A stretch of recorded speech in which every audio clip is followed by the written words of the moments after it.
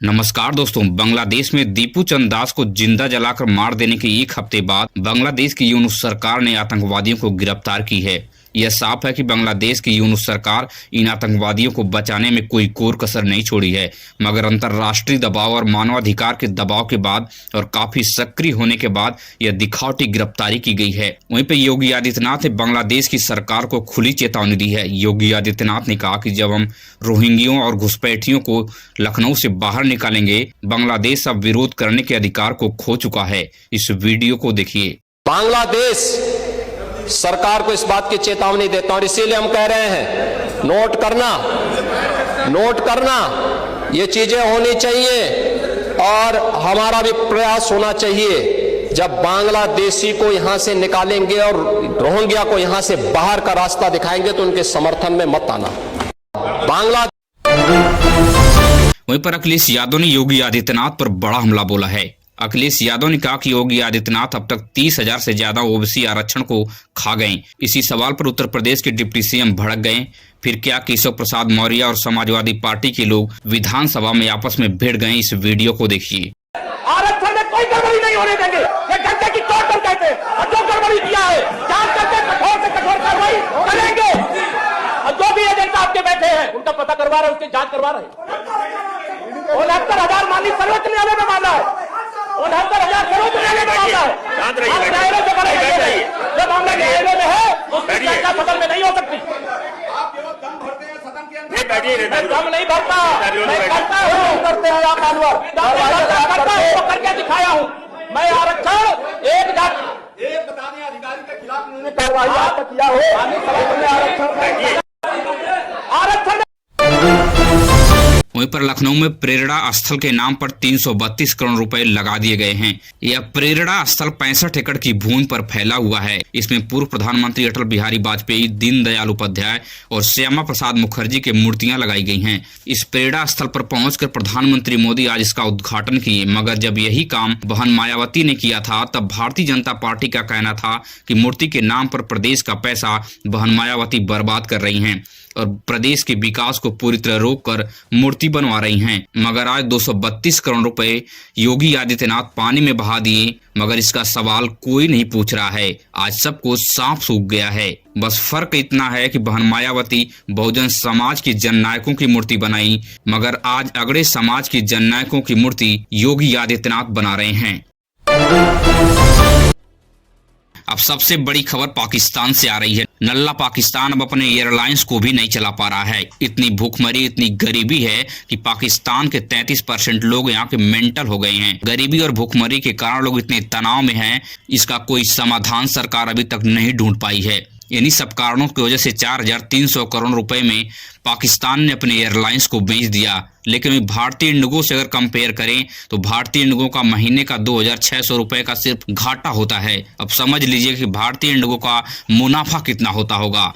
मगर यह नल्ला पाकिस्तान आतंकवादियों का सप्लाई करने में कोई कोर कसर नहीं छोड़ रहा है। अब साइबर क्राइम इतना ज्यादा बढ़ गया है कि किसी के भी बैंक अकाउंट को साइबर ठगों ने फ्रीज करवा दे रहे हैं। किसी के बैंक अकाउंट में 100 रुपए भेजकर उसी के ऊपर ठगी का आरोप लगाकर उसे फंसाने की धमकी दे रहे हैं, जिसके वजह से लोग परेशान होकर उनकी निजी मामलों को ठगों ने निकाल ले रहे हैं और उसकी वजह से उन्हें ब्लैकमेल कर रहे हैं और लाख से 50,000 रुपए तक उनसे ट्रांसफर करवा ले रहे हैं। अगर जिनके साथ ऐसा मामला सामने आता है वह तुरंत साइबर क्राइम को कॉल करें।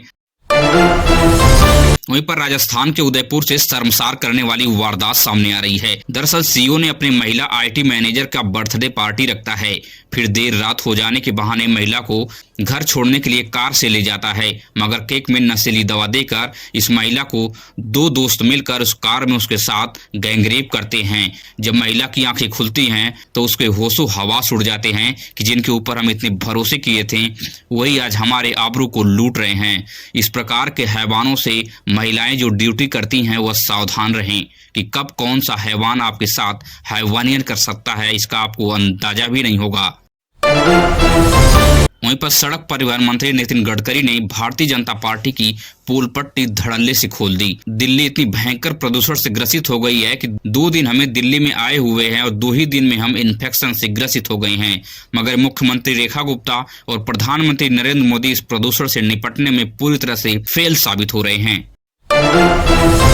वहीं पर उत्तर प्रदेश की सरकार ने हर घर के जमीनी विवाद को सुलझाने के लिए नया कानून बनाने का ऐलान कर दिया है। योगी आदित्यनाथ ने कहा कि अब घरों में ही पक्की सरकारी कागजात होगी। गांव के मालिकाना हक को अपडेट करने के लिए हम आसान रास्ता को अपना रहे हैं। बहुत जल्दी से ऑनलाइन सुविधा कर दी जाएगी और हर कोई घर बैठे ही इसको अपने मालिकाना हक को अपडेट कर सकता है, जिससे जमीनी विवाद पर लगाम लगाई जा सकेगी।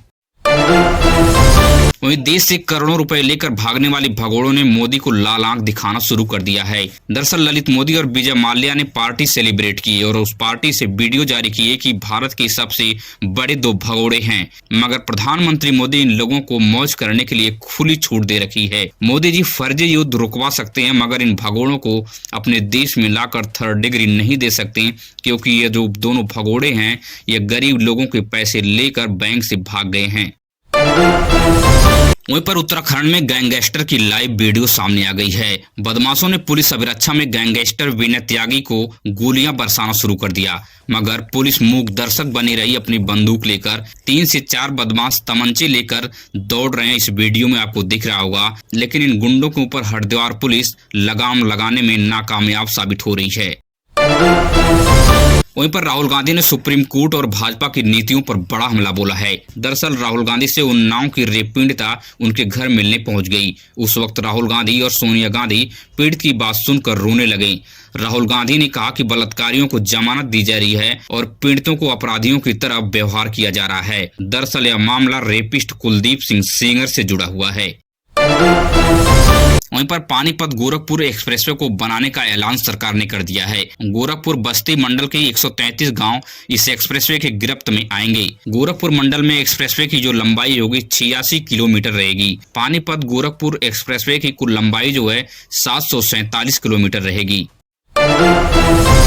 वहीं पर चाइना ने 600 किलोमीटर प्रति घंटा की रफ्तार से चलने वाली मैगलेव ट्रेन को बना डाला है।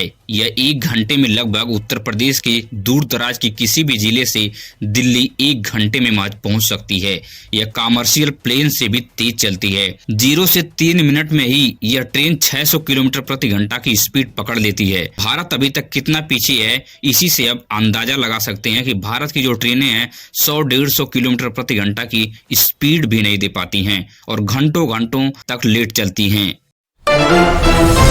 अगर आप देश और दुनिया से संबंधित बड़ी खबरें देखने में दिलचस्पी रखते हैं तो आप हमारे इस चैनल को सब्सक्राइब कीजिए। मिलेंगे इस तरह की नई वीडियो में। धन्यवाद।